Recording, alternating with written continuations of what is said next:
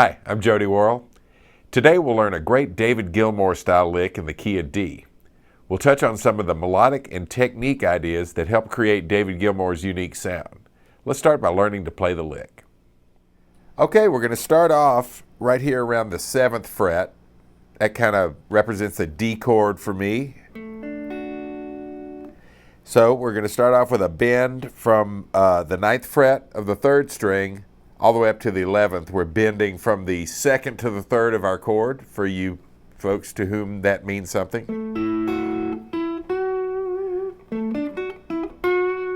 We're matching up this E note bent to an F sharp to the 3rd of our chord.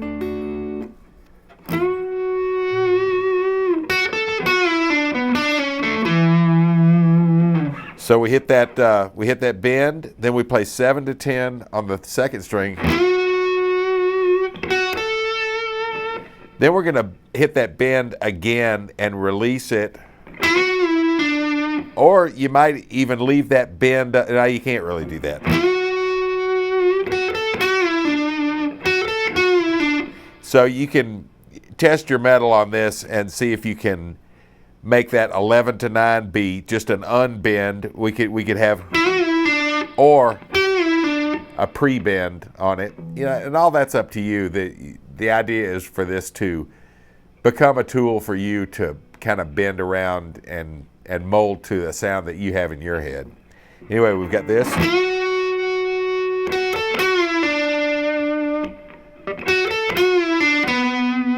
That's the end of our first bar.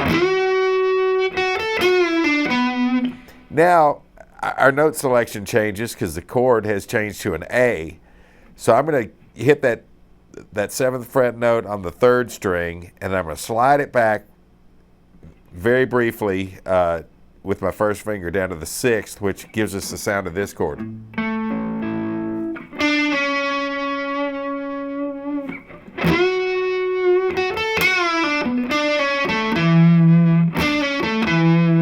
So that's 7 to 6 on the 3rd string, first finger. And then the 2nd finger on the 7th fret of the 4th, and then 2nd finger on the 7th fret of the 5th. So that's one of those moves where you kind of roll it upward toward the ceiling onto a lower string. And all of these little components of licks like this, anything really that you work on, I don't think there's any way you can overdo the preparation of the small details. It wouldn't hurt you to go and get so good at that it's going to happen by itself when the time comes. I didn't even do it that great that time.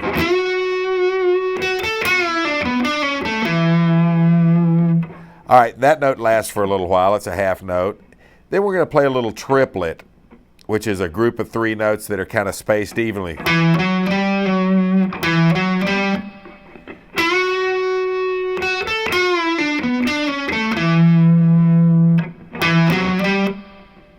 That gets us to the end of that 2nd bar. Then we're back to playing notes that sound like a D chord.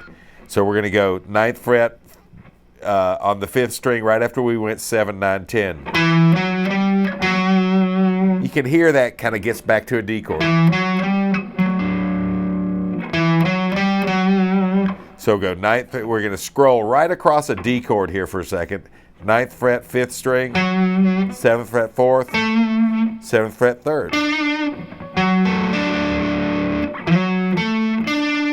Then go on to the 9th fret with your 3rd finger there.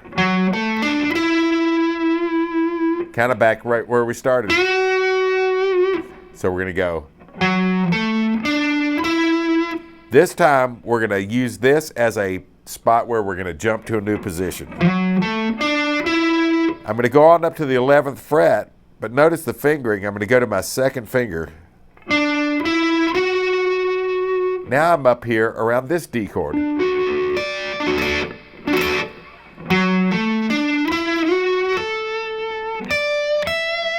Literally the same notes. Same notes an octave higher. So once we're up there, it's 2nd finger right there on that 11th fret. 10th fret second, 10th fret first, 12th fret first. That keeps us all in a D chord. That's a cool move if you want to try to make it. I literally changed boats in midstream, went from the 3rd finger, oops, made it sound like a slide, but changed fingers in the process. But you don't have to do that. Last bar, bend that 12th fret, roll your 3rd finger toward the ceiling, and go from the 12th fret first to 12th fret second. Another cool move to work on. You could do.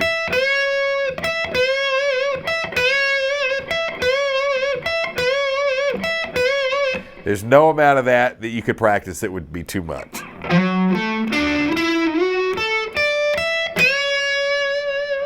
We'll bend that note, then briefly play the 12th fret of the 1st string with your 4th finger, and that third finger will be pulling that other string out of the way. It's kind of helpful. Oops.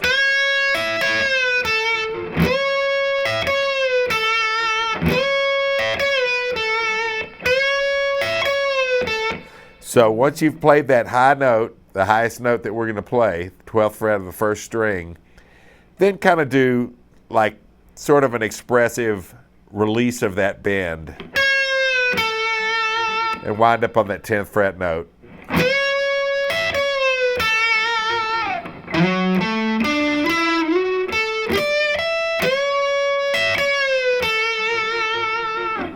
Here's the whole thing.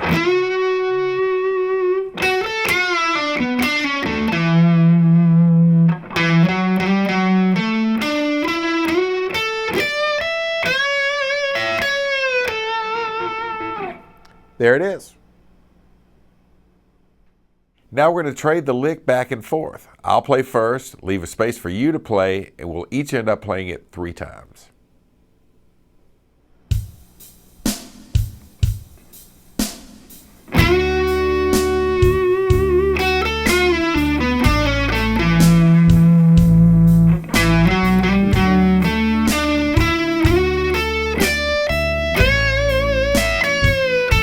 Now you.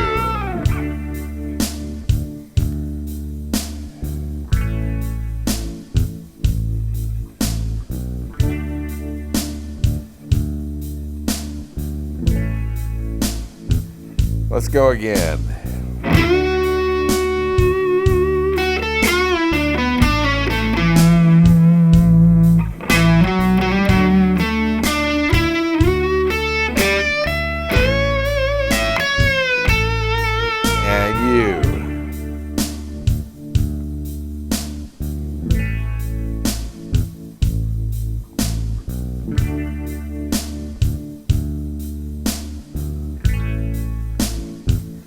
Last time.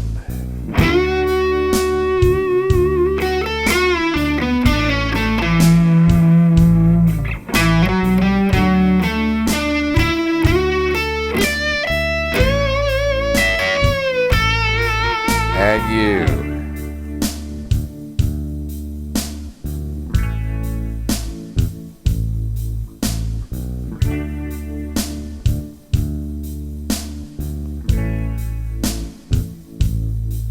All right.